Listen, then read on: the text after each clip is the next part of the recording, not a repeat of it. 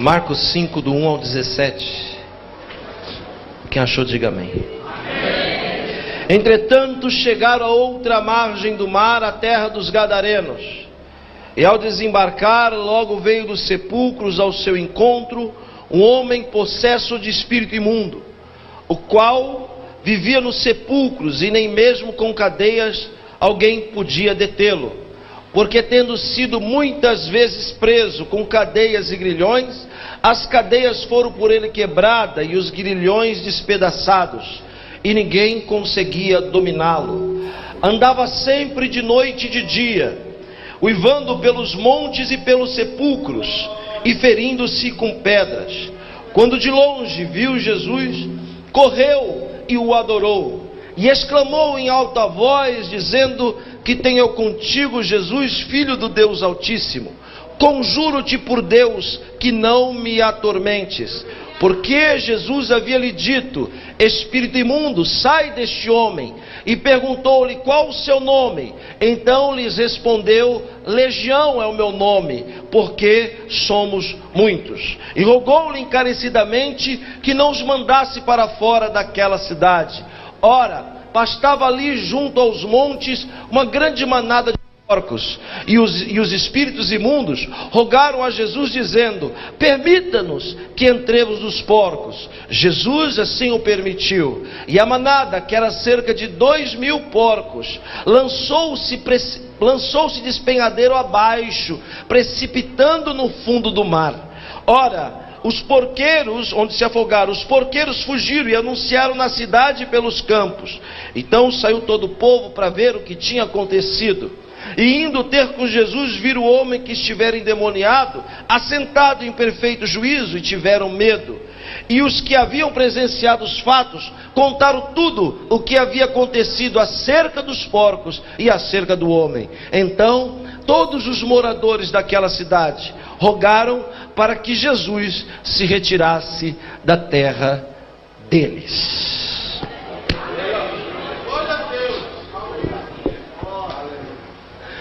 Não existe, senhoras e senhores, em nenhum outro relato, em nenhum outro registro, ao menos uma única vez, uma referência, uma citação à existência da cidade de Gadara. A única citação histórica que comprova a existência de Gadara é o texto pelo qual acabamos de nos referir agora. Não obstante ser essa a única citação na história da cidade de Gadara, da pequena vila de Decápolis, Gadara está, sem dúvida nenhuma, no rol das cidades mais conhecidas do mundo.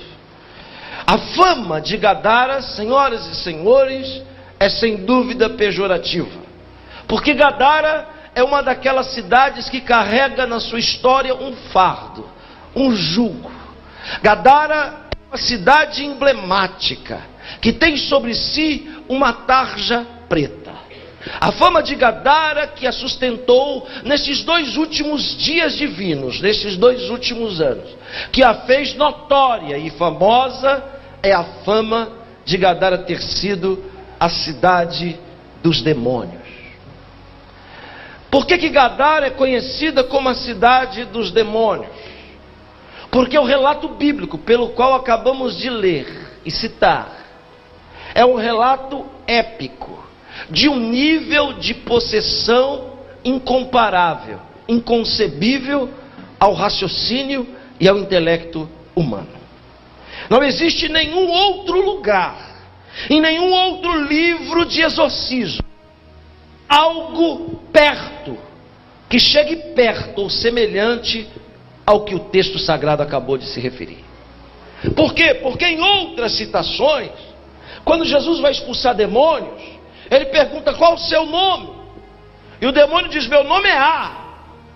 Quando Jesus pergunta: qual o seu nome? O demônio diz: meu nome é B, meu nome é C, meu nome é D. Mas aqui não. Aqui, quando Jesus pergunta: qual o seu nome? Eu imagino, na coerência dos meus pensamentos, que os demônios devem se acotovelar, se arranhar, se empurrar dentro do corpo daquele mortal miserável. E os próprios demônios chegam à conclusão, e deve dizer de forma irônica: olha, Jesus, se for para a gente falar o nome vai demorar muito. Então, se quiser nos chamar de alguma coisa, nos chame de Legião. E para quem não sabe, Legião não é nome de banda de rock. Legião é uma contagem militar romana de 2000 anos atrás. Uma legião equivale a 6.000 soldados. Isso quer dizer que 6.000 demônios vivia, possuía e se apoderava daquele miserável mortal. É inconcebível, nós não conseguimos entender como pode caber tanto em tão pouco espaço. Mas eles dizem: nós somos uma legião. A maneira que este homem vivia era no mínimo miserável, porque a Bíblia diz que este homem andava uivando como um bicho selvagem. E não era só de dia, e não era só de noite. A Bíblia diz de dia e de noite. Então estamos falando de alguém que não parava de servir o diabo, enquanto a gente fica fazendo onda para servir a Deus. Quando a matéria não aguentava o encalço da possessão, pastor Ares, a Bíblia diz que com a permissão dos demônios, este homem desfalecia. Se fosse no cemitério, já seria medonho. Mas não era no cemitério, não. Era nos sepulcros. Estou falando de alguém que, para descansar, tem que arrebentar uma sepultura e deitar sobre os cadáveres em decomposição, uivando como um bicho. E quando via alguém em sã consciência andando nu, ele não jogava pedra nas pessoas, não, porque se jogasse alguém ia dizer: é louco. Mas ele fazia pior, ele pegava as pedras e feria-se a si mesmo. Aí as pessoas diziam: é demônio. E eram muitos demônios. Um homem endemoniado em Gadara acarretou prejuízos para aquela vila de Decápolis. Por quê? Porque a fama transpôs os limites municipais, se é que assim poderemos dizer, e chegou em toda a Terra Santa. Quando alguém dizia assim: nós temos que passar por Gadara, alguém dizia: não, por Gadara não, vamos pelo lugar mais distante. Mas por Gadara a gente não pode passar, porque a fama de Gadara como a terra dos demônios é grande demais. Ou seja, ninguém fazia negócio. As pessoas evitavam qualquer laço, qualquer enlace diplomático, qualquer nível de amizade com quem morava em Gadara, porque a fama de ser a cidade dos demônios chegou longe. Quem está me ouvindo, diga amém. Amém. A princípio, os gadarenos detectaram que aquele homem endemoniado era um problema sério. Eu preciso, por gentileza, da sua paciência comigo como pregador, porque eu estou só construindo a mensagem. Eu vou pregar só daqui a uma meia hora, mais ou menos. Mas eu preciso construir para você entender o que eu vou dizer. A Bíblia diz que os gadarenos ficaram incomodados com aquele problema. Que ele era uma ferida, pastor Dedé, um câncer pulsante, como um vulcão em erupção de pus, que lhe incomodava demais. Tem um homem uivando no meio da rua, gritando, assustando todo mundo. Então os gadarenos pensaram: isso é um problema sério, e nós precisamos resolver este problema. E aí a Bíblia diz, me faz entender, pastor Alisson, que os gadarenos pensaram como resolver. E pensaram, chegaram à conclusão: já sei como vamos resolver. Esperaram o homem desfalecer no sepulcro, correram lá e o enrolaram em correntes, várias correntes, o prenderam em correntes e se abraçaram e disseram: Problema resolvido. Está resolvido porque nós o amarramos, nós o prendemos com corrente. Mas a Bíblia diz que quando os demônios reativaram a sua possessão, o homem incrivelmente arrebentou as correntes. Quando o homem arrebentou as correntes, assim como nós, os gadarenos, entenderam que o problema era mais sério do que eles pensavam. Porque quando a gente tenta resolver um problema e não consegue, quebra a cara, se dá mal, aí a gente percebe que o problema é muito mais sério do que a gente pensa. Os gadarenos pensaram e disseram: ele arrebentou as correntes, o que vamos fazer então? Pensaram de novo e chegaram à conclusão: vamos prender ele com grilhões. Para quem não sabe a diferença entre corrente e grilhão, eu explico. A corrente é o ferro trançado e o grilhão é o ferrolho, é a barra de ferro maciça. Os gadarenos dobraram barras de ferro para prender este homem com grilhões. E quando ele desfaleceu, os gadarenos foram e o prenderam com grilhões e disseram: agora sim, problema resolvido. Mas, de forma assustadora, quando os demônios reativaram a possessão, a Bíblia diz que ele não quebrou os grilhões, mas a Bíblia diz que ele despedaçou os grilhões. E aí o que os gadarenos fizeram? Mudaram de uma condição de incomodados para a condição de acomodados. E abraçaram, irmão Moisés, aquele velho ditado popular que os covardes usam: se você não pode vencê-lo, junte-se a eles. E o que ontem era errado, agora para os gadarenos passou a ser certo. Os gadarenos preferiram conviver com aquele lapso, com aquela vergonha. Os gadarenos preferiram entender que tinha que ser daquele jeito. E agora se acostumaram com aquilo. E então nós temos um homem gritando nu na praça, gritando como animal, e as crianças jogando bolinha de gude perto dele. Ninguém mais se assusta com o homem endemoniado. Preferiram conviver com aquele câncer. Eu vou abrir só um parênteses rápido para fazer um comentário breve e raso. Existem pessoas aqui que estão tentando resolver alguns problemas da sua vida e entraram aqui hoje em busca de uma resposta. Já tentou e não deu certo. Já se esforçou e não deu certo. E não foi uma vez que você tentou, não. Foram várias. Entrou aqui hoje dizendo: é minha última tentativa. Deus está descendo nessa casa através do Espírito Santo para dizer para mim primeiro, porque eu não sou super-homem, nem um homem de ferro. Eu sou humano como você. Então fala para mim primeiro e para você segundo, que a maioria dos problemas que a gente não resolveu foi porque a gente tentou resolver do nosso jeito.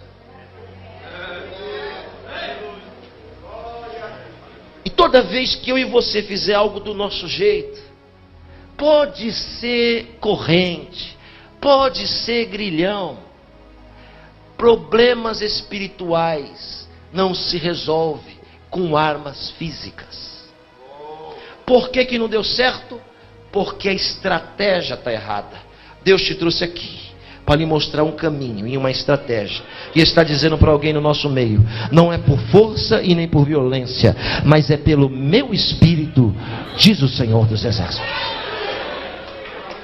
Os gadarenos se acomodaram, se ajustaram e se acostumaram com aquele problema.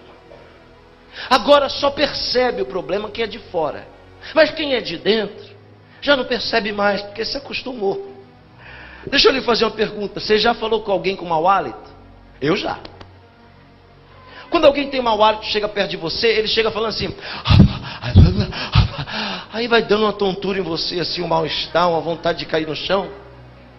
Engraçado que a gente que não está acostumado percebe, mas quem tem o problema não percebe. Não percebe por quê? Porque já se acostumou com o cheiro. É semelhante à irmã, viu, querido? Que na hora de ir para a igreja, em vez de ela pegar o perfume e fazer assim, ó. Não, ela só falta fazer isso, ó. Que ela se banha de perfume. Olha ainda para o marido e diz assim: nossa, amor, como esse perfume está fraco. Fraco? 10 quilômetros dá para sentir o cheiro. Todo mundo sente, só ela que não. Por quê? Porque ela se acostumou com o cheiro. Deus está dizendo para nós hoje: tem algumas coisas que vocês se acostumaram, que não era para ter se acostumado. Aliás, o maior erro que a gente pode cometer é se acostumar. A gente não pode se acostumar nem com o diabo e também não pode se acostumar com Deus. Porque quando a gente se acostuma com alguém, naturalmente, é tendência, a gente perde o respeito por a pessoa, perde a reverência por a pessoa. Então, se você está acostumado com Deus, com certeza você perdeu o respeito para com Ele. Quando você não é acostumado, você reverencia, fala: hoje eu vou para o culto, Deus está lá. E a gente teme e a gente treme, porque não está acostumado com o soberano. Os gadarenos tentaram resolver aquele problema e não conseguiram. E aí preferiram se acostumar com aquele problema, conviver com aquele problema. Eu perguntei para Deus: como pode só Gadara ter tantos demônios? Por que só Gadara com tantos demônios? Visto que tanto Deus quanto Satanás, ambos, para agir, dependem de brecha. O diabo só entra onde tem brecha. Deus só entra onde tem brecha. A Bíblia chama brecha de porta. Eis que estou à porta, bato. Se você abre, eu entro. Eu pergunto para você: por onde vocês entraram aqui hoje? Vocês pularam o muro? Não? Vocês entraram por onde?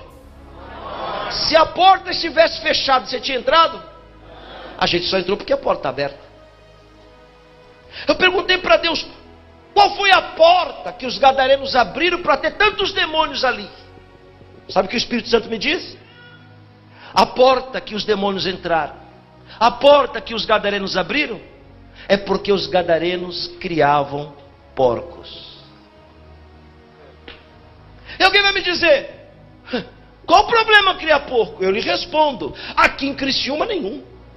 Não tem problema nenhum criar porco em Santa Catarina. Não tem problema nenhum criar porco no Brasil, na América do Sul, na América Central, na América do Norte. Não tem problema criar porco na Europa. Não tem problema criar porco na África, na Oceania ou na Ásia. O único problema é criar porco na Terra Santa. Aí não pode. Bate no peito bem forte, diga: eu sou. Está fraco. Vou fazer igual o Dedé, está fraco. Bate no peito e diga: eu sou. Terra Santa. Território do sagrado. Morada do divino.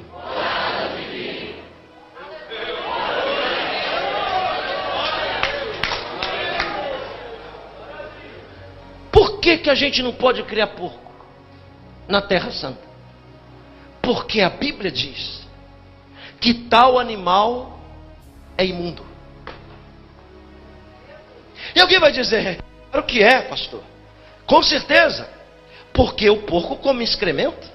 Porque o porco vive na lama. E eu vou lhe dizer, acredite você, o porco não é imundo porque come lixo e excremento, ou porque vive na lama. O lixo e excremento é resultado de outra imundícia. Eu gosto muito do jeito que Deus vê as coisas aqui nessa terra. Porque Deus não vê as coisas como a gente vê. Vai eu e você ungir o rei de Israel lá na casa de Jessé. Olha, o primeiro que vem bonitão, aí eu e você diz: esse daí é o rei. Aí Deus toca em mim e você diz: eu não vejo as coisas como você vê. Você está vendo a aparência, eu estou vendo outra coisa. Eu gosto do jeito com que Deus vê as coisas. Levítico 18 está escrito assim: não descobrirás a nudez da tua mãe. Ó, mamãe nua. Você está olhando, vendo a mamãe nua. Mas veja o que a Bíblia diz: não descobrirás a nudez da tua mãe, vírgula, porque a nudez do teu pai. Então a gente está olhando a mamãe nua, só que Deus não. Deus está vendo a vergonha do pai na nudez da mãe. Porque a intenção é ferir a propriedade, é envergonhar o dono. Aleluia. Eu gosto do jeito com que Deus vê as coisas. Olha só, a gente olha para uma flor e diz: olha, é um lírio do campo. Olha que flor linda, um lírio do campo. Deus olha para o lírio do campo e não vê uma flor. Deus olha para o lírio do campo e vê uma roupa. Está escrito: olhai para os lírios do campo, que não tece e não fia. Nem mesmo Salomão em toda a sua glória se vestiu como um deles. Deus não vê como a gente vê, sabe? Deus vê diferente. E aqui, a imundícia do porco não está no que ele come. A imundícia do porco está como ele anda. Alguém aqui sabe que o porco tem um pescoço da largura do tronco? Isso é uma coisa minha. Eu que reparei isso. O pescoço do porco é da largura do tronco, Dedé. Isso quer dizer que ninguém aqui vai ter a glória de ver um porco andando e olhando para o céu. Não. O porco só anda olhando para cá, para baixo, para a terra. Imundícia para Deus é o crente que quer andar sem ter olhos para o céu. Ele só tem olhos para as coisas da terra, só olha para as coisas do mundo. Mas Deus não classifica o porco, viu, irmã? Viu, amigo? Porque o porco come excremento ou porque tem um pescoço da largura do tronco? Não. Deus é simples. Ele diz: o porco é imundo, porque todo animal que tiver unha fendida e não rumina, este será imundo. Pronto. Olha só o que Deus está vendo. Deus nem está vendo a lavagem lá na frente. Deus está vendo a forma com que o bicho anda.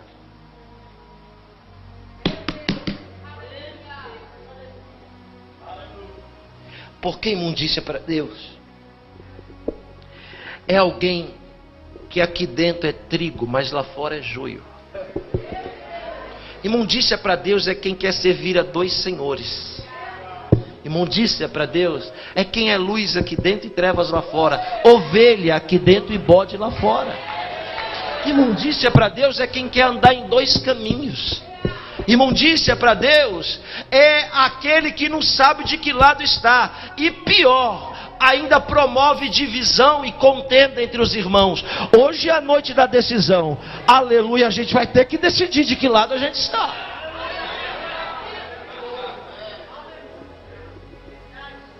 Alguém aqui já viu um porco? Levante a mão. Estou construindo a mensagem, tá? Alguém aqui já viu um porco? Levante a mão. Não estou falando da Peppa, não. Estou falando porco mesmo, porco. Quem aqui já viu um porco? Levante a mão. Olhe para cá. Eu confesso, mesmo sendo palmeirense, eu nunca tinha visto um porco. De verdade? Não. Até o dia que eu fui pregar num lugar chamado Rondônia. Isso existe, hein? E aqui no Brasil. Fui pregar lá, uma poeira, um calor terrível. O pastor fez um congresso de missões, e no intervalo de um culto do outro, ele juntou os pregadores, botou dentro de uma van e disse assim: vamos orar lá na fazenda. Aí foi aquele monte de pregador conversando dentro daquela van, que o ar-condicionado não vencia. E aí a gente foi, daqui a pouco chegamos num lugar no meio do mato, o pastor desceu e foi em direção à porteira, e a gente atrás conversando, bem distraído. Quando esse pastor chegou na porteira, que ele colocou a mão, que ele olhou, ele voltou correndo e gritando: corre, corre, corre, corre. O que você faz quando alguém da sua confiança manda correr? Saiu aquele monte de pastor correndo, irmão. Sabe que pastor faz exercício todo dia, né? Aquele monte de pastor correndo, e o Paulo estava comigo. Eu disse: ô Paulo, por que nós estamos correndo? Ele falou: ué, eu ia perguntar para você isso. Não sei.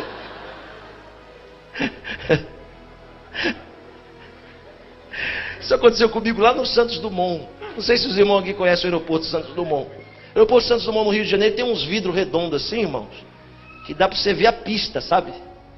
E era de manhã, quer me matar e comprar passagem para mim de manhã. Porque de manhã, nossa, a gente acorda, o cabelo não acerta.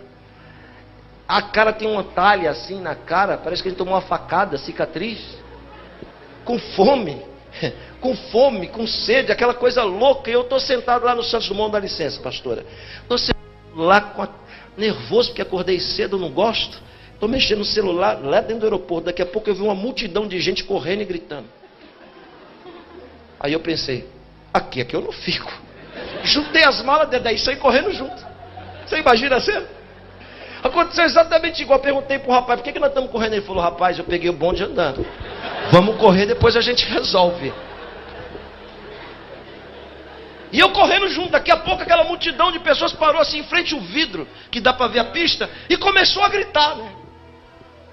Eu falei, eu já estou aqui mesmo? Eu vou gritar também. Eu comecei a gritar também, igual um bode, coisa ridícula. Aí eu falei pro rapaz, e agora, que nós estamos gritando? Ele falou, rapaz, eu também não sei. Mas eu vi uma irmã lá, eu até chamei ela de irmã, mas não era irmã não. Ela estava chorando e gritando, ela era bem avivada. Aí eu falei, aquela ali deve saber o que é. Vou lá perguntar para ela. Cheguei para ela e falei, minha senhora, com licença, bom dia. Por que a gente está gritando aqui, chorando? Ela virou para mim e disse, por quê? Por quê? Por que você não está vendo, não? Aí eu olhei assim e disse, não estou vendo nada. Você não está vendo, não? Eu falei, não. Ela apontou para a pista e disse, olha lá! Aí eu olhei na pista assim, irmão, eu já não enxergo direito, né? Eu olhei assim, vi uma mulher andando na pista com o cabelinho loiro curtinho, dando tchau.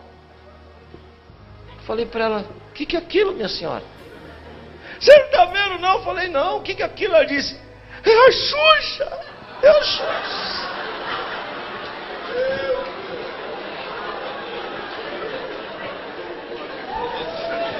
Na hora deu aquele calafrio no espírito, sabe? Que a primeira coisa que eu pensei é o seguinte, deve ter algum crente paparazzo aqui filmando com o celular, que sempre tem nessas horas, né? E aí ele pega, me filma correndo atrás da Xuxa, bota no YouTube bem grande, escândalo. Yosef Akiva chora pela Xuxa. O Alisson nem ia me trazer para pregar aqui na vigília, mas acabou meu ministério. Na hora eu fui saindo devagar, deixei o povo gritando, fui desconfiado assim, como que não soubesse de nada. Sentei de novo no lugar que eu estava e fiquei pensando. Eu vi a Xuxa. Pode acreditar, pastora Carol, eu vi a Xuxa. Eu vi. Sabe o que aconteceu comigo? Nada. Foi pior, de raiva. Porque enquanto eu e você estiver indo atrás de alguém com a mesma condição existencial que a nossa vida não vai mudar. A nossa vida só vai mudar quando a gente estiver querendo ver alguém que não dorme, não tosqueneja, que não come, que não precisa de nada disso para existir, que vive e reina para sempre, está aqui no nosso. Mas voltando para Rondônia, aquele monte de pastor correndo, você imagina, né? É 1 segundo para dar um mal súbito. O coração explode, é só picanha todo dia. Aquele monte de pastor se empurrando naquela poeira, entrou dentro da van, a narina assim. A gente entrou dentro da van, o pastor chegou dizendo, me perdoa, irmãos, me perdoa, me perdoa. Aí eu perguntei, pastor, por que a gente correu tanto? Ele disse, é porque eu errei a porteira.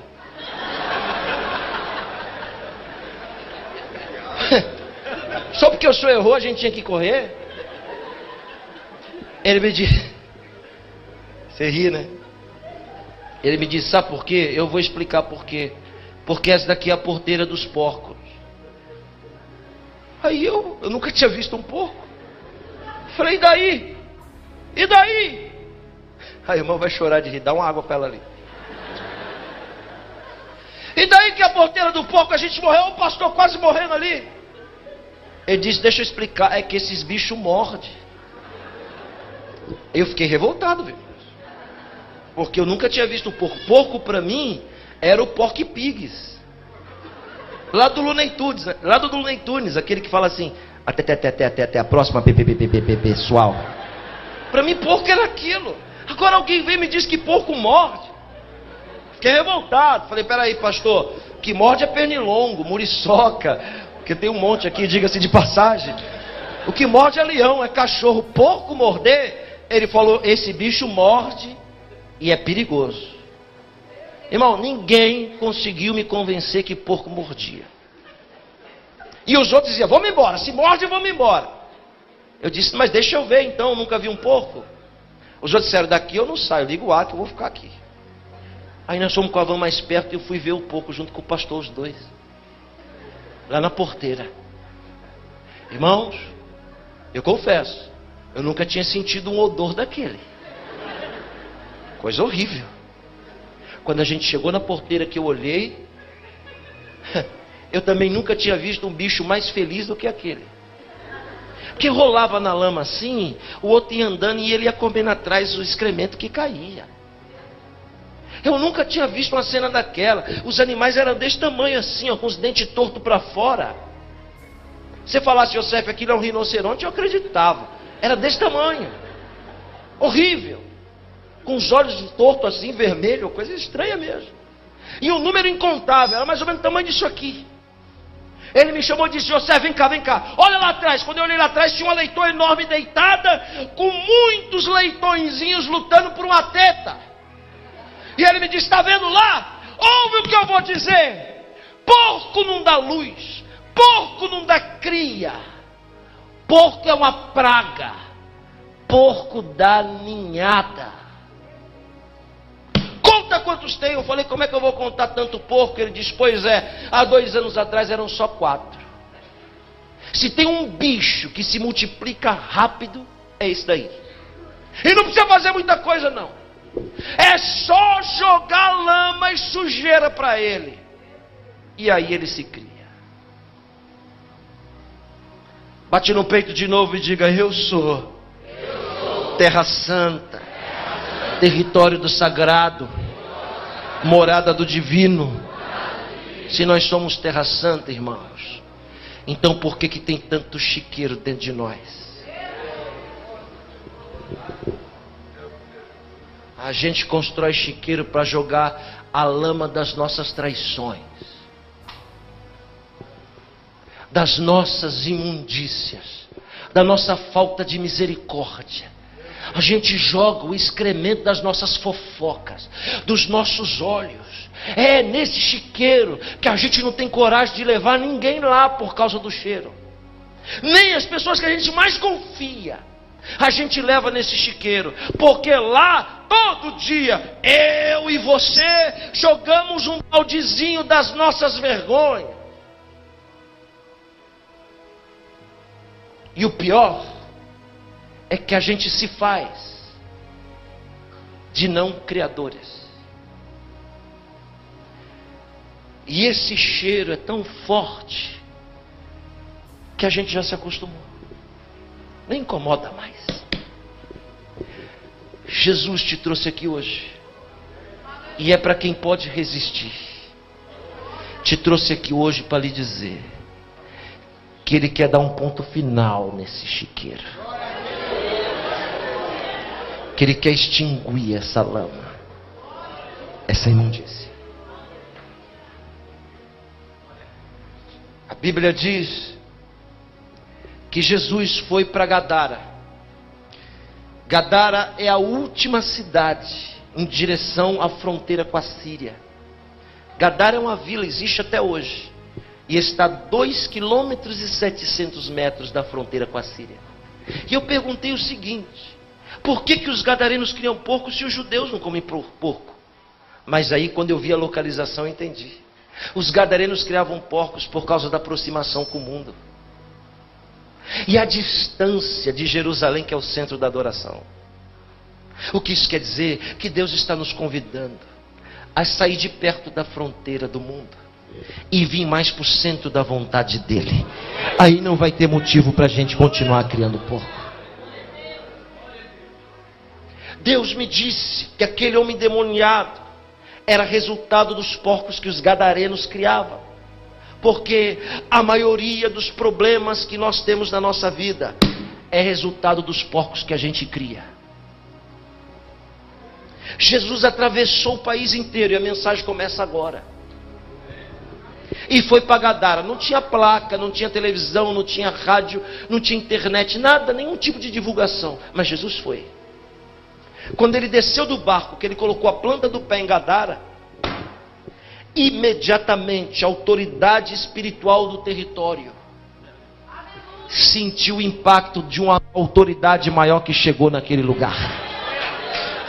Porque pé é autoridade. A Bíblia diz: eis que vos dou poder e autoridade para pisar.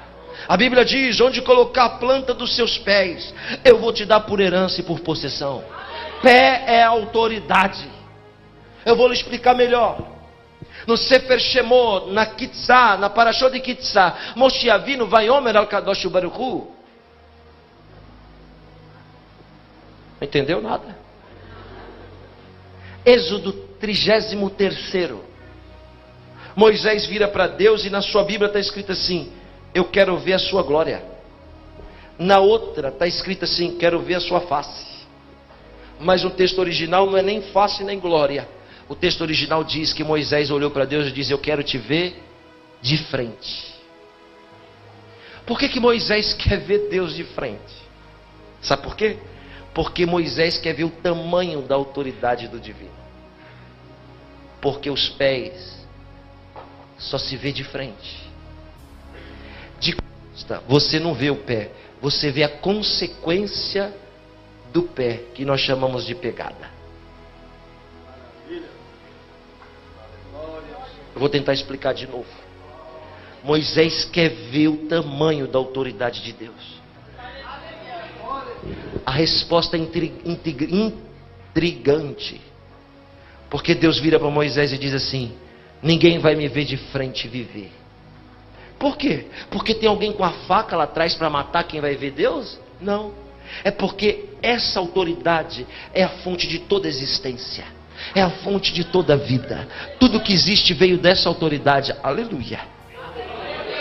Ora, nós só somos vivos porque dentro de nós existe um espírito que Deus colocou em nós. E esse espírito veio dessa autoridade. Então Deus disse: se alguém me vê de frente, não vive. Por quê? Porque quando a gente ficar de frente com a autoridade, imediatamente o espírito que está em nós é tragado como um imã por essa autoridade e a gente morre. Aí Deus vira para Moisés e diz: você não vai me ver de frente, mas eu vou te pôr aqui, ó, no penhasco, e eu vou passar. Quando Moisés olhou, Deus já tinha passado há muito tempo, porque Deus é sempre mais rápido do que nós. Ele não viu Deus de frente, mas ele viu a bondade de Deus passar. Eu vou lhe dizer de novo: enquanto a gente estiver aqui, ninguém aqui vai ver Deus de frente. Mas todo dia a gente vai ver a bondade de Deus passar na nossa vida. Todo dia a gente vai ver. Pé na Bíblia é autoridade. Veja só o que eu vou lhe dizer. Até o dia 21 de abril do ano de 1500, tudo isso aqui era terra de índio. Quem andava aqui, quem mandava aqui, eram os tupis, os guaranis, os xingus, os tupinambás. Isso aqui era terra de índio. Eles eram autoridade desse território. Mas quando chegou o dia 22 de abril, lá em Cabralha, Porto Seguro, lá na Bahia, quando a primeira caravela portuguesa encostou e o primeiro português colocou a planta do pé, deixou de ser terra de índio e passou a ser colônia portuguesa. Porque uma autoridade maior chegou no território. De novo, vou tentar explicar. Que tem gente que só entende a linguagem bíblica, né?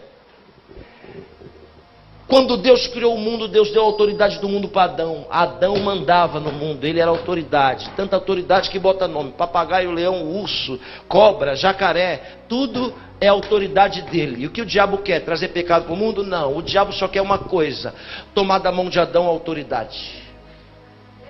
Ele quer a autoridade do mundo da mão de Adão. Quem está me ouvindo, diga amém. Amém. Preste atenção no que eu vou dizer. Não, toda a sentença, grave o que eu vou dizer, toda a sentença é a inversão da condição. A sentença inverte a condição do sentenciado. Ouça: sentença para quem está livre, o contrário, preso. Sentença para quem está preso, o contrário, livre. Porque porque a sentença inverte a condição. Ora, se a condição de Deus para Satanás é rastejar, isso quer dizer que antes ele voava. Não tinha colocado o pé no mundo. Quando Satanás engana Adão, ele vai e põe o pé no mundo. Quando ele põe o pé no mundo, ele toma a autoridade do mundo da mão de Adão. Quando ele toma a autoridade do mundo, imediatamente o mundo dá o sinal de que a autoridade mudou. E pela primeira vez brota da terra espinho e abrolho. O espinho é o sinal da autoridade de Satanás no mundo. Agora ouça só o que eu vou lhe dizer. O que Jesus veio aqui fazer aqui nesse mundo? Ele veio buscar e salvar o que estava perdido. Tá bom, outra, conta outra. Ele veio morrer da cruz do Calvário. Não, conta outra, que essas duas eu já sei. O que Jesus veio fazer aqui no mundo? Eu vou lhe dizer, Jesus veio aqui para tomar autoridade de volta da mão de Satanás. Por isso que ele é chamado de segundo Adão. Porque o primeiro Adão perdeu a autoridade, mas o segundo foi e tomou da mão de Satanás de novo. Horas antes de morrer crucificado, os romanos botam Jesus num tronco e começam a dar chibatada. Quem está dando chibatada é cheio do Espírito Santo, irmãos? Me responda. Cheio do Espírito Santo quem está batendo? Não. Quem está batendo é Satanás. Quem está dando chibatada é Satanás. Por quê? Porque é o último esforço para fazer Jesus recuar do propósito de tomar autoridade. Não entendeu? De novo. Toda vez que alguém se levanta para te dar chibatada, toda vez que alguém se levanta para te dar chicotada, é sinal de que você está perto da sua vitória. E você não pode recuar. Você tem que continuar seguindo em frente. Suporta a chibatada. Aqui batendo. Quando ele percebe que perdeu, o outro romano passa e diz, por que está apanhando? Aí alguém diz, está apanhando porque é o rei. Rei é o dono da terra. Aí aquele demônio, naquele romano diz, ele é rei, ele precisa de uma coroa. Vai lá e faz uma coroa de espinho. Quando bota na cabeça de Jesus, ele está declarando que ele perdeu e está devolvendo de novo a autoridade que era dele para o nosso Senhor que está aqui no nosso meio nessa noite. Porque pé é autoridade. João, quando vê Jesus em glória, ele fala de cima para baixo, cabelo alvo como a lã. Não é que Jesus tem cabelo branco não, essa claridade na cabeça é o brilho de muitas coroas com o qual foi coroado. A Bíblia vai descendo e ele diz, eu vi que ele tem os olhos de fogo. Esses olhos de fogo é chamado também de tribunal de Cristo, porque quando ele for julgar a igreja vai passar num tribunal de fogo, que é o tribunal de Cristo. Ora, se as obras for de palha, Jesus só vai olhar e vai virar nada. Se as obras for de madeira, Jesus só vai olhar e vai virar nada. Mas se as obras for de ouro, ele vai olhar e vai reverter a obra em galardão para a sua coroa. Da sua boca sai espada de 2 gumes, por que a palavra tem 2 lâminas? A palavra tem 2 lâminas porque uma vai cortar na vida de quem crê e outra na vida de quem não crê. Crendo ou não crendo, não importa, ela vai se cumprir do mesmo jeito. Aí ele diz que ele está vestido de linho fino, símbolo de pureza, salpicado com o próprio sangue, símbolo de justiça. Mas quando João vê os pés de Jesus, ele diz assim, quando viu os seus pés, brilham como um latão reluzente. Ele escreve dizendo, caí como morto. Não, ele morreu. Ele morreu porque o espírito dele viu a autoridade e a fonte de onde ele veio. E o espírito foi tragado e voltou de novo para o lugar onde estava. Aí, se os pés de Jesus e a autoridade dele tragam o espírito de João, Jesus devolve pela ponta do dedo e o ressuscita dizendo, João, não temas, porque eu sou o alfa e o ômega, o princípio e o fim. Fui morto, mas hoje vivo e tenho na mão a chave da morte e do inferno. Pé é autoridade. Jesus colocou o pé, e olhe para cá, Jesus colocou o pé e os demônios vieram diante daquela unção. Pode só levantar a mão, só um pouquinho? Só levanta a mão um pouquinho aí, só quem acredita. Deus me trouxe de muito longe, tá? Você nem imagina. Estou viajando desde as 9 horas da manhã. E eu vou lhe dizer algo que Deus mandou lhe dizer. A partir de agora, durante 14 dias, vai durar só 14 dias, Deus está lhe dando uma autoridade específica. Nesses próximos 14 dias, não diga nada. Se cale. Porque em alguns lugares, quando você colocar a planta do seu pé, essa autoridade que Deus está te dando, vai fazer tudo que está intocado, escondido, vir e se render aos seus pés. Toda arma forjada, toda trama, todo laço, todo embaraço, todo golpe vai ser desfeito por causa da autoridade que Deus está te dando aqui. E se prepara aí para não chorar e para não se assustar, mas Deus vai trabalhar em 14. Aleluia! Jesus olha para os demônios e diz assim: quem está aí? Eles, legião. Jesus diz: eu quero que saia. Eu quero que vocês saiam. Olhe para mim, eu pergunto de novo: por onde que vocês entraram? 1, 2, 3? Eu não ouvi. Quando terminar a vigília, por onde você vai sair? Claro, a gente só pode sair por onde a gente entra. Quando Jesus diz assim para os demônios: eu quero que saia, os demônios devem dizer para Jesus: então, a gente pode até sair, mas a gente só pode sair por onde a gente entrou. Jesus deve dizer: por onde vocês entraram? Aí os porcos, aí eles dizem assim: permita-nos que entremos nos porcos.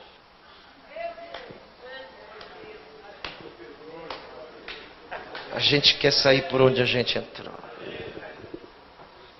É só para quem acredita, né? Mas tudo que lançaram contra você, pode acreditar, vai voltar pelo mesmo caminho que veio. 4 pessoas só que recebeu. Eu vou dizer de novo: vai voltar pelo mesmo caminho que veio. Alguém está entendendo o que eu estou pregando ou não? Então te aquieta e só recebe essa autoridade. Ó, pode acreditar que Deus vai trabalhar. Ó, quem está falando com você não é menino nem vagabundo espiritual não, tá? Eu tenho responsabilidade no que eu estou dizendo. 14 dias e se prepara que ele vai sacudir a figueira. Tem uns negócios intocados aí que vai aparecer tudo, hein? Vai vomitar a ferida, hein? Você não pediu para Deus resolver? Então vai resolver. Aleluia. Não é para falar nada. Para de ficar matracando, hein? É bico calado, que está falando mais do que o homem da cobra, hein? Tá todo... É uma murmuração danada. Para com essa língua de murmurar. Cala a boca. Olha, o Espírito Santo está falando um negócio comigo aqui. Eu vou falar. Tem uma mulher aqui no nosso meio que ela se mete todo dia na vida da filha. Quando a filha foi casar, ela ainda disse assim: mora aqui do meu lado, aqui no fundo aqui de casa, aqui ó, tem um lugarzinho bom para você. Fez isso para ficar se metendo e dando palpite. Já está quase destruindo a vida da filha, o casamento. Deus está mandando eu lhe dizer: cala a boca e para de se meter na vida da tua filha. Cuida da tua vida, ela não é mais tua filha, o dono mudou, não é mais você, o dono agora é o marido dela, então não se mete mais. E não adianta fazer bico não, hein? Que eu morro de medo de bico. Estou aqui me tremendo todo.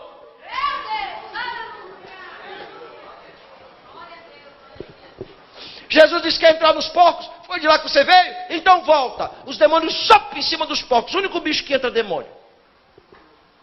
E aí os porcos se jogam na água. Só um porco endemoniado mesmo para se jogar na água, né? Aí o homem ficou são, se vestiu, sentou, começou a conversar. Aí vai aparecer um grupo de pessoas que só trabalha por trás. Que esse grupo de pessoas não aparece, ele só aparece quando Jesus interfere. A Bíblia chama esse grupo de pessoas de porqueiro. Quem são os porqueiros? Os porqueiros são aqueles que alimentam os porcos. Pode estar mais perto de nós do que a gente pensa. Por quê? Porque quando você ouve uma palavra, você diz assim: eu vou perdoar. Mas aí o porqueiro aparece e diz assim: se eu fosse você, eu não perdoava. Se fosse você, eu abria, metia a boca, não está certo? O porqueiro fica pilhando, alimentando, jogando semente. Ainda bem que não tem isso aqui, né, nessa cidade longe, né? Não é só lá na minha terra, em São Paulo, que tem, né, irmãos? Porqueiro gosta de um leve trás. Porque quando o homem ficou são, os porqueiros saíram correndo e foram na cidade contar o que tinha acontecido. Vai ficar tudo de boca aberta esses porqueiros, viu? Nos próximos 14 dias tem gente aqui que vai ser uma viravolta. Uma reviravolta na sua vida. Deus vai tirar você de baixo e vai colocar você em cima. Vai ser só uma coisa que Deus vai fazer e já vai mudar a sua história. Uma coisa só. E aí esses porqueiros vão ficar revoltados. Eles foram na cidade e chamaram todo mundo. Quando a cidade chegou, viu o homem são, Jesus do lado deles. Procuraram os porcos. Não tinha mais porco nenhum. Preste atenção nessa conta. Quando tinha porco, não tinha Jesus. Agora que tem Jesus, não tem mais porco. Captou? Entendeu? Entendeu? Não entendeu, né? Vou falar de novo. Onde tem porco, não tem Jesus.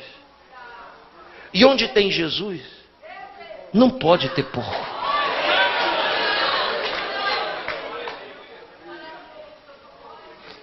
A multidão viu e disse: nossa, o senhor resolveu, hein, Jesus? Pois é, o senhor resolveu o problema dele, mas agora arrumou um problema para nós. Porque a gente gosta tanto dos porcos. A gente está tão acostumado com esses porcos. E faz o seguinte, a gente já entendeu que para o senhor ficar, os porcos têm que sair, mas a gente quer que os porcos voltem, então quem vai sair é o senhor. Estenderam a mão e disseram: mestre, dá para o senhor se retirar da nossa terra? Vai embora, porque a gente quer voltar a criar porcos. Jesus olhou e disse: é para ir embora? Beleza. É para ir mesmo? Então tá bom, pessoal. Tchau, um abraço. Quando Jesus vai entrando no barco, o homem que era endemoniado grita: ei! Ei! Jesus olhou e disse: deixa eu ir com você.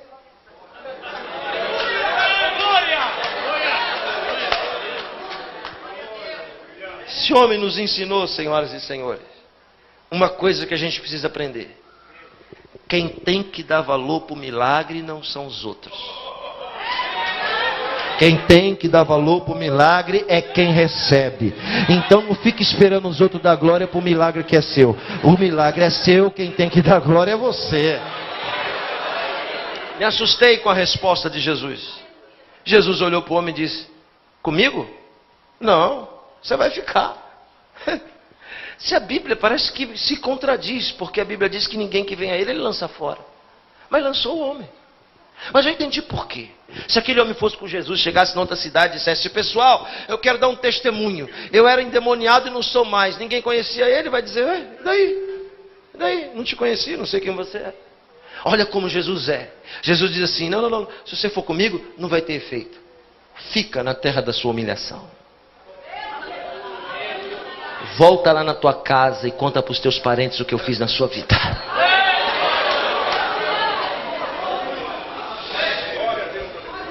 Estou perto de terminar essa saudação, trazendo uma resposta de Deus para você. Aliás, tenho desgastado a minha vida em 11 anos fazendo isso, né? E eu tenho que fazer isso com precisão. Então ouça. Que dia é hoje? Não, da semana.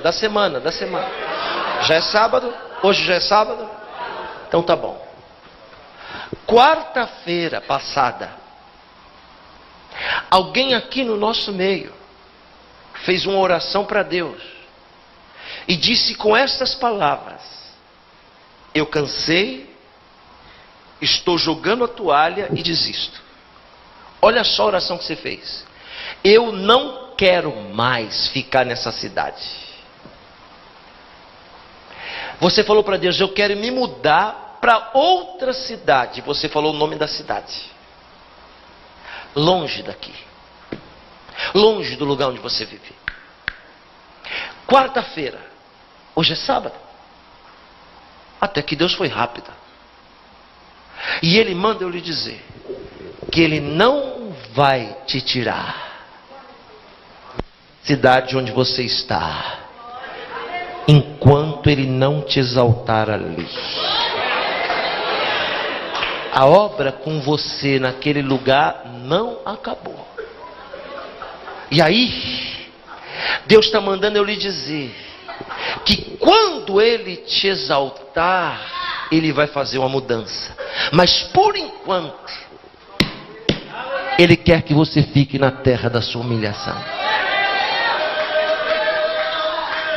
Aleluia. Aleluia.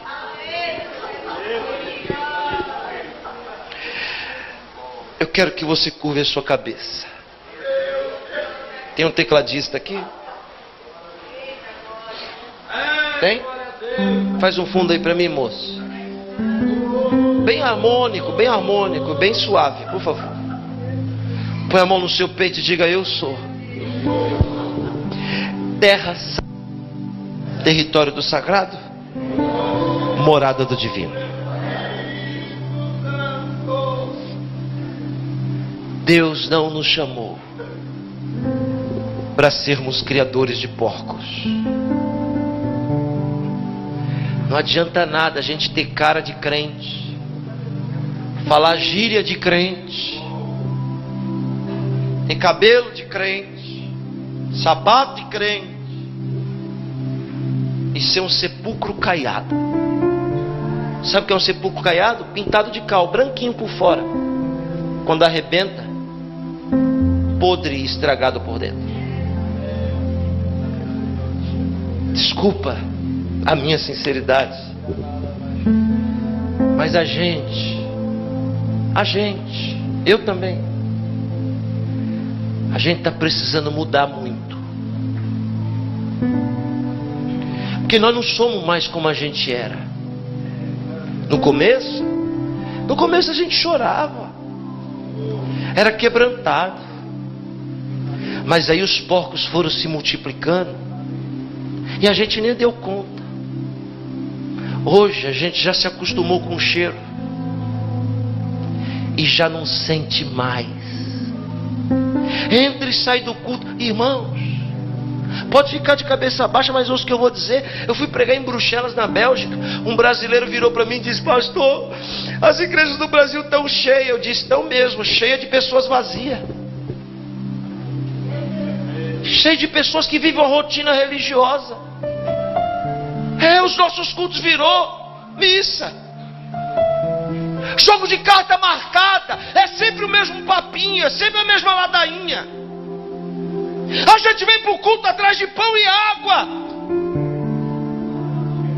Ninguém quer ser mais transformado. Acredite, é isso mesmo. Evangelho não é uma religião. Evangelho é uma experiência. Tem muita gente que não sabe o que é evangelho. Virou crente, ficou pior, porque quando era ímpio nem fofocava. Virou crente, só Deus para segurar. Jesus está dizendo para mim primeiro, para você segundo. Eu não te chamei para você piorar.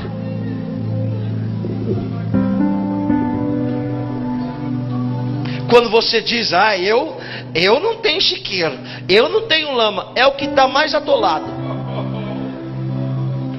Porque se tem uma condição nossa aqui, é miserável. Todo mundo aqui trai. Eu nunca. Está achando que trair é o quê? Está achando que trair é só trair o cônjuge? É isso? Não é não. Trair é receber algo que alguém te confiou e você não honrar aquilo que esse alguém te confiou. A gente traz Jesus todo dia, com palavra, com pensamento e com atitude.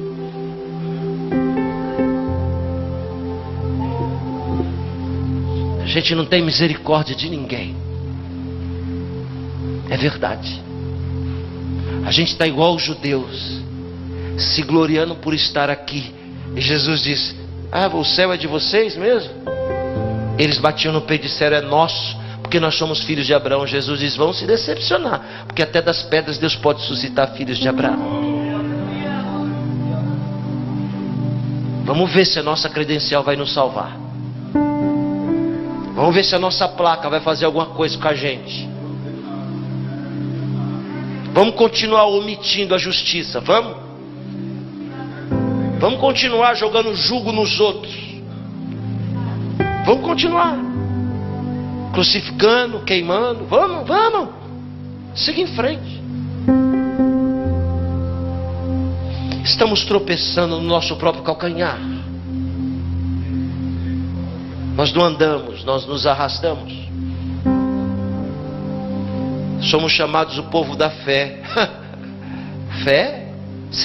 Desculpa, eu estou me incluindo, eu sou primeira. Não tem fé nada. Que fé é essa que só quer receber? Que só quer resolver o seu problema? Que fé é essa que não estende a mão para o caído, para o necessitado, para o fraco, para a viúva, para o órfão, para o estrangeiro? Para, irmão. A água não está matando mais a sede, ficou saloba. A gente tem que mudar nossa mensagem, parar de gritar um pouco, de berrar igual bode e pregar, convencer. A gente tem que mudar, e precisa, urgente. A maior virtude de um homem é se assumir. Quando eu falo de homem, eu falo de espécie, não de gênero. A maior virtude em alguém é se assumir. Eu me lembro de Jesus pregando sobre a parábola do fariseu e do publicano. Veja só, o fariseu que jejuava todo dia, que orava, o fariseu que não fazia nada errado, nada, entra no culto de pé, põe a mão no peito e diz: Senhor, graças eu te dou, porque eu faço tudo certo. Graças eu te dou, porque eu não sou como esse miserável pecador publicano. É Jesus pregando para nós. Aí ele diz: e o publicano, pecador, entrou no culto se arrastando com a cara no chão, não ousou levantar a cabeça. Sabe qual era a oração do publicano? Senhor, tem misericórdia de mim. Tem misericórdia de mim, porque eu sou pecador. A gente não é salvo porque faz tudo certo, não. Não se equivoque. A gente não é salvo porque não peca, não. Eu não estou fazendo apologia. Porque existe muito monge, muita freira que vive enclausurado, que não peca. Porque a maioria do pecado que a gente comete ou é vendo, ou é tocando, ou é ouvindo, ou é comendo, ou é experimentando. A gente só pode pecar pelos sentidos. Uma pessoa que vive na clausura, igual o senhor Joseph Ratzinger, o Bento XVI, que vive na clausura, não vê o mundo, pode ter pecado? Não peca. Agora isso quer dizer que ele vai entrar no céu? Não, porque nós não vamos entrar no céu porque a gente não peca. A gente não vai entrar no céu pela ausência do pecado, a gente vai entrar no céu pela presença da graça na nossa vida. Que a graça é o antídoto para a gente não ser consumido. Nós, evangélicos, divinizamos. A gente é incoerente, porque a gente meteu o pau dizendo: a gente não precisa de papa. Para que papa? É assim que a gente fala dos nossos irmãos católicos. A gente ficou pior, porque os católicos só tem um papa, a gente tem vários. A gente chama eles de idólatra porque adora imagem. E os nossos ídolos que são de carne e osso? A gente não é idólatra, não? Está olhando o espinho no olho do outro, né? Esquecendo que tem uma trave.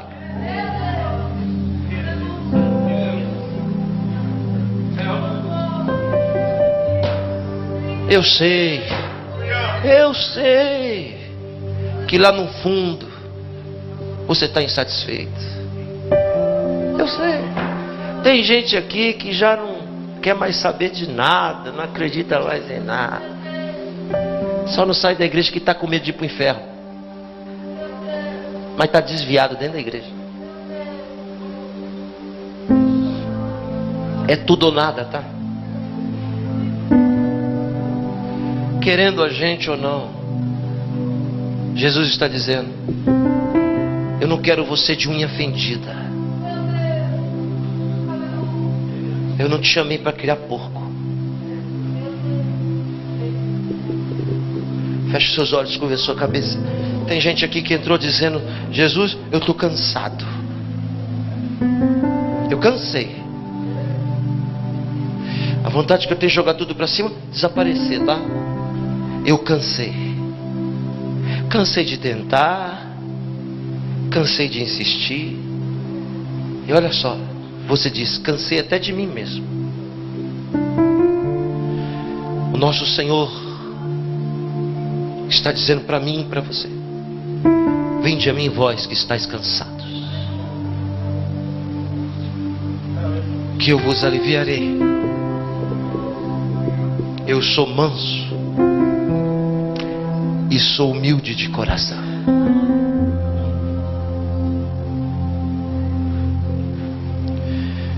Tem gente aqui, pastor Alisson, que entrou sobrecarregado, dizendo: é muito peso nas minhas costas, tudo é em cima de mim, eu não tenho descanso, tá, pastor? Estou sobrecarregado, eu carrego um fardo de uma mentira que eu não tenho coragem de desfazer. Jesus está dizendo: vinde a mim, que está sobrecarregado, porque o meu fardo é leve, eu sou manso e o meu jugo é suave.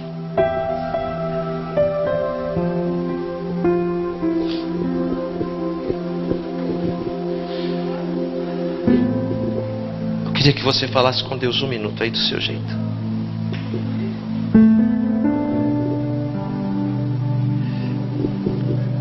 Vamos se assumir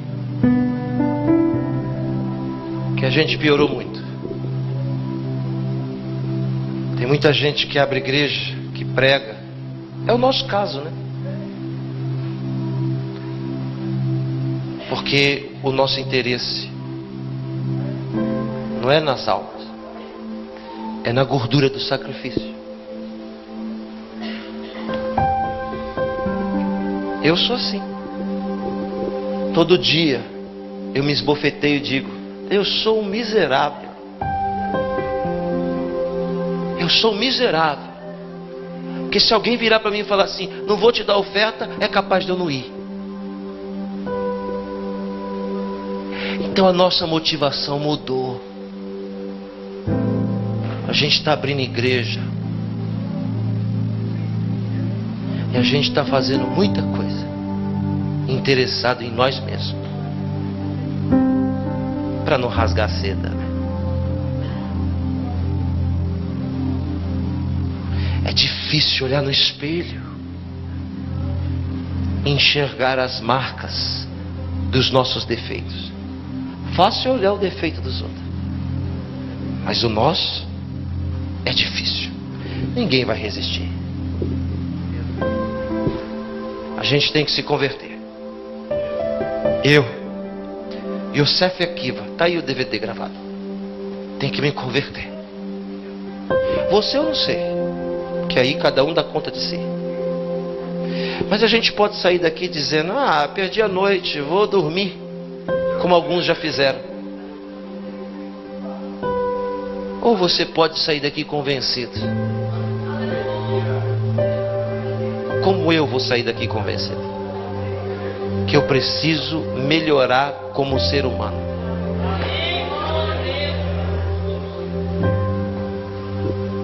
Pode falar com Deus, vou deixar agora.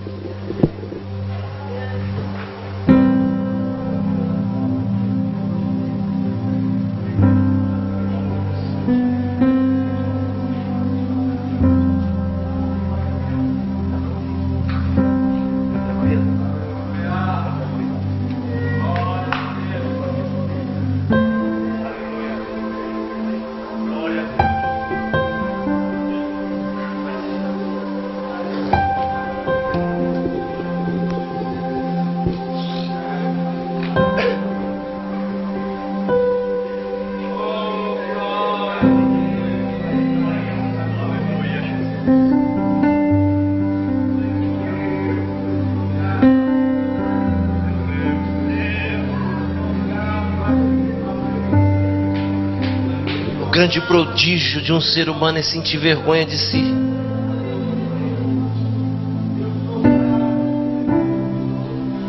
não se gloriar.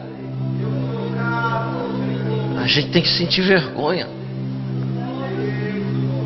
Porque agora, quando você começar a vasculhar, você vai ver tanto de porco que está aí, que multiplicou de poucos dias para cá.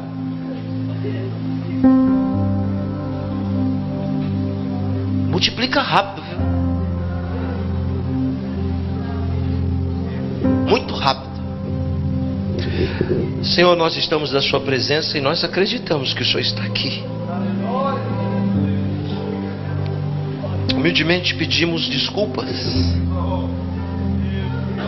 Humildemente pedimos uma chance de melhorar. Sabemos que não vamos conseguir de tudo ser perfeito, mas no mínimo se parecer contigo. Para as pessoas olhar para nós e dizer: aquele ali é discípulo de Jesus. Porque a gente pensa, fala e faz coisas que talvez o Senhor não pensaria, nem diria e nem faria. Então nós nos humilhamos e pedimos: nos dê uma experiência. A nossa vida só vai mudar quando a gente tiver uma experiência. A nossa vida só vai mudar quando a gente te experimentar. Deixa a gente sair daqui do mesmo jeito que entrou, não.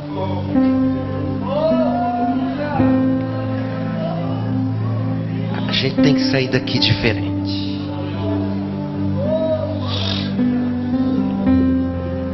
A gente vai ter que voltar lá nas pessoas e pedir desculpa.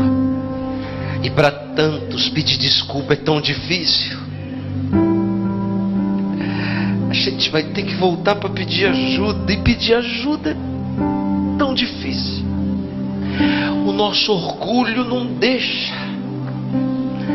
O nosso ego não deixa a gente se assumir nos nossos tribunais e nas nossas inquisições. Está acabando. A vigília está acabando. Eu não sei qual a conclusão que essa pessoa vai ter. Aliás, nem sei qual era a sua expectativa. Mas o Senhor muitas vezes não faz o que a gente quer. O Senhor faz o que a gente precisa.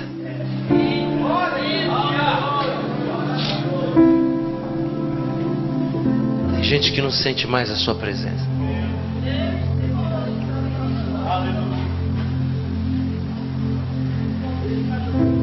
Está tão atolado que não sente mais. Joga uma água aqui, Senhor. Joga uma água em nós aqui, Senhor.